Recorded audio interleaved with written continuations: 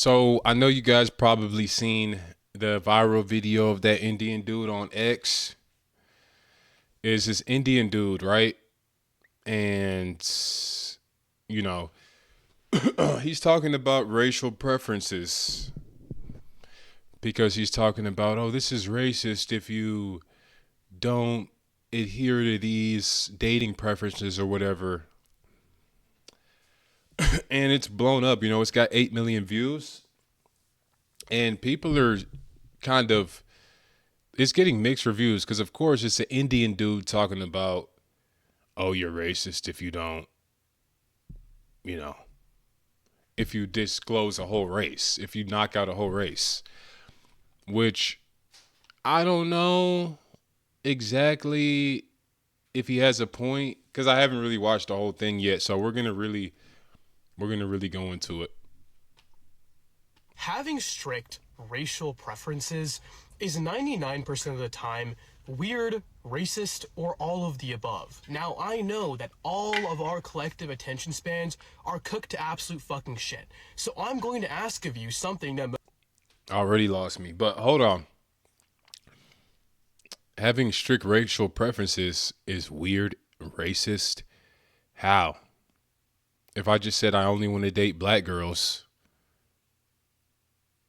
how is that weird or racist? That wouldn't be racist because I wouldn't be hating any other race. I don't hate any other race. You can't be racist with preferences. That literally doesn't make any sense, but okay.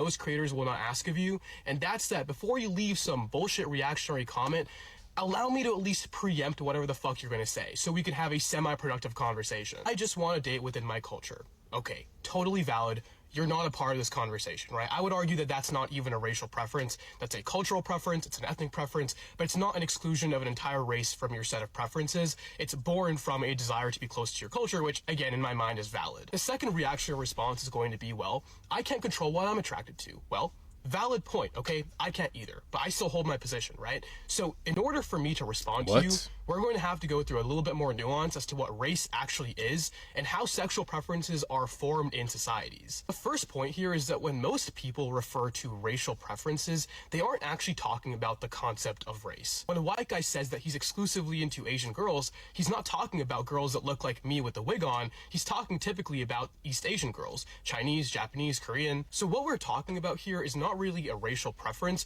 We're talking about a phenotypic preference or an ethnic preference. Now, I could make a whole separate video on the fetishetic attachment that white men and East Asian women have, but for now, let's just put that conversation aside and focus on the physical aspect. Your physical preferences did not spawn from nowhere. You weren't born liking someone's nose to be small, or their cheeks to look a certain way, or their in face to hell. be a certain shape. There are absolutely some aspects of attraction that can be attributed to nature, but a large portion of it is absolutely attributed to nurture. There are all sorts of societies across the globe to this day where their beauty standards are radically different from ours. That's a lie. Now here's where we got to stop them. The beauty standards aren't different than ours. Beauty is objective. Symmetry is science. Facial symmetry is a science. It is objective, right? Facial angularity, facial harmony. These are all objective sciences. This isn't subjective. Now, you can look as ridiculous as these people and still be considered beautiful in your wherever nation because the other people look even more ridiculous than you. So yes, maybe this Asian girl that painted herself white, maybe she's a two, but I mean if she's surrounded by ones, then yeah, of course she's going to be the most beautiful one there and she's going to be the epitome of beauty in her village. If everybody looks like that, then they're going to be the most desired, of course. But that doesn't mean that that is objectively like high on the scale of beauty. That doesn't mean that. It just means, I mean, you can even go to certain cities in America. There's like super ugly people there. There's like ugly people, unattractive people. You go to a bar with five fat bitches, one of the prettiest ones there is going to be a fat bitch. Does that mean the beauty standards in the bar are different? No. It's just the pool is so low that the standard is lower. So you're willing to accept less. That's all that means. I personally could not fathom looking at this and feeling the guttural emotion that is attraction towards all of these respective individuals. But I acknowledge that the reason for that is because I haven't been socialized under those standards. The reason for that is because you are in America with a more attractive people. So you would look at them as less attractive than the people you see in America. They aren't in America. They are in whatever village, probably no internet, probably no connection to the modern world.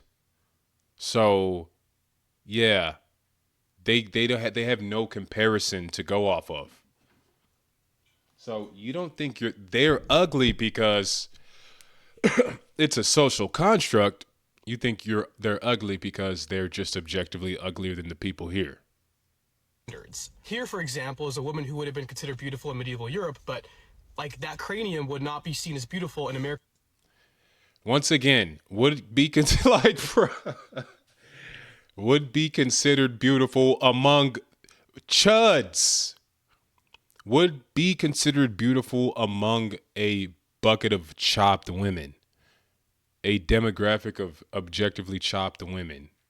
That's when she would be considered beautiful. Society today. Here's the thing. I'm not saying that you can control what you're attracted to. But what I am saying is to pretend as though the things that you're attracted to, the features you're attracted to, are just innocuously pointed towards this Eurocentric vector is ridiculous. It's a preposterous statement. You don't naturally believe that paler skin is more beautiful. You don't naturally believe that smaller noses are more beautiful. These are things that are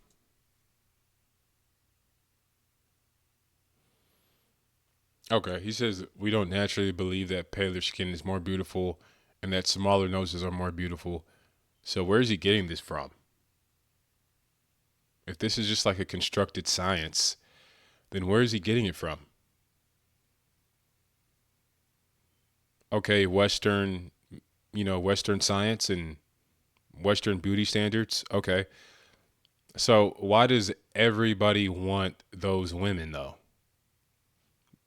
Because when you look at white women with these standards that he's talking about, smaller nose, paler skin, when you look worldwide on dating statistics, they're the most desired. This is just the reality. You guys know on this channel we don't cope. We don't cope.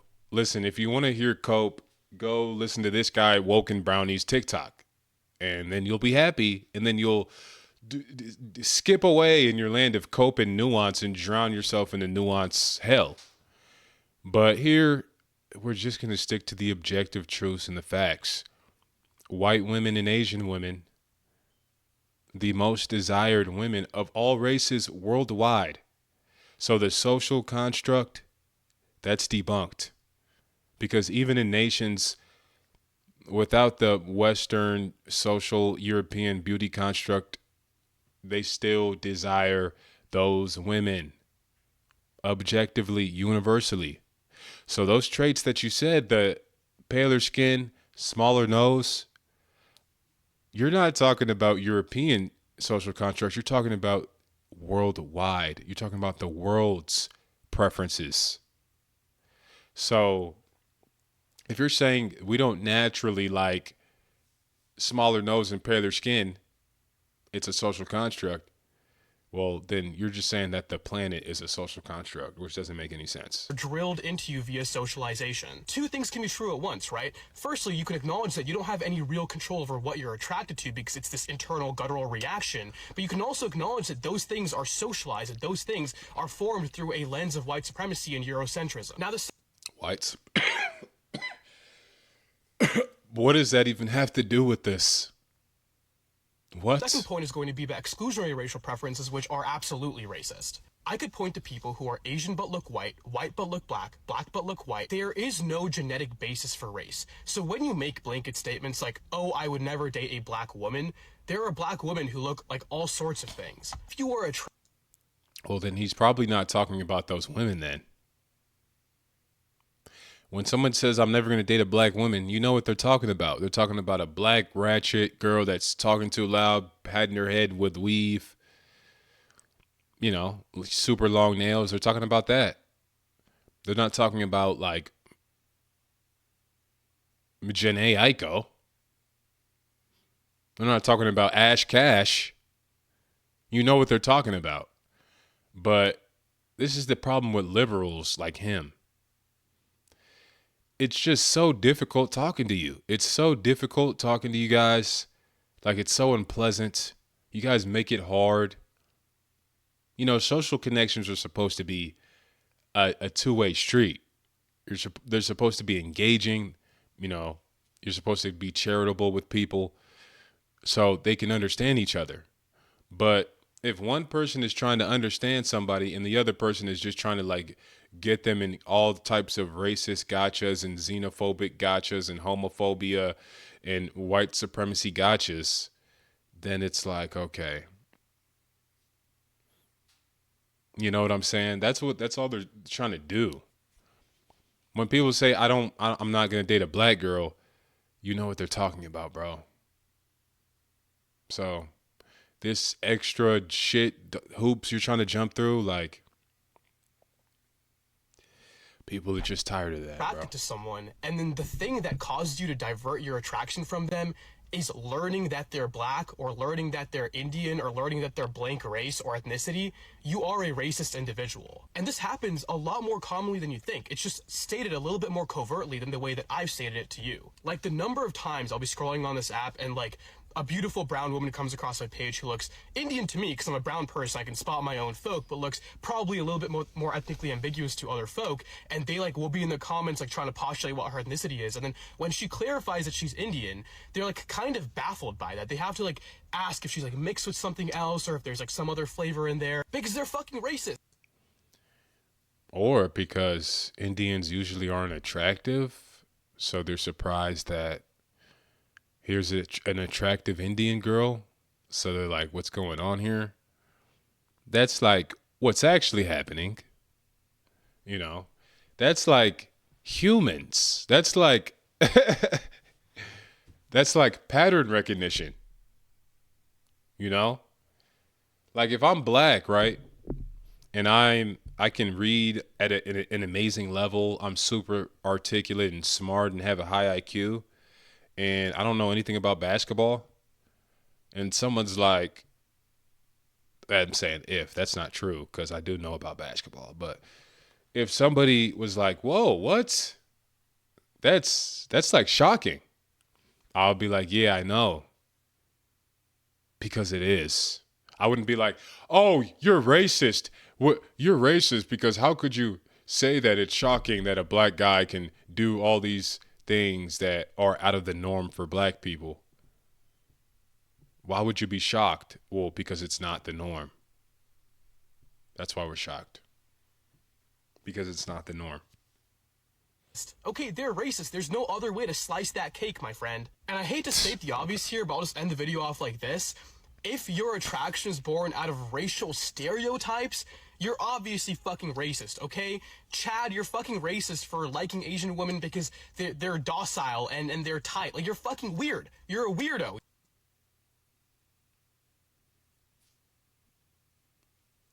Chad. So he hates white people, bro. I mean, this is what this was. I'm glad we uncovered the mask. Chad, you're fucking racist for liking Asian women because they're tight and docile. Chad, you're a racist because the Asian women are like submitting to you and then you're having sex with them and oh, you're racist because it's like, bro, you're really hating. You're really hating.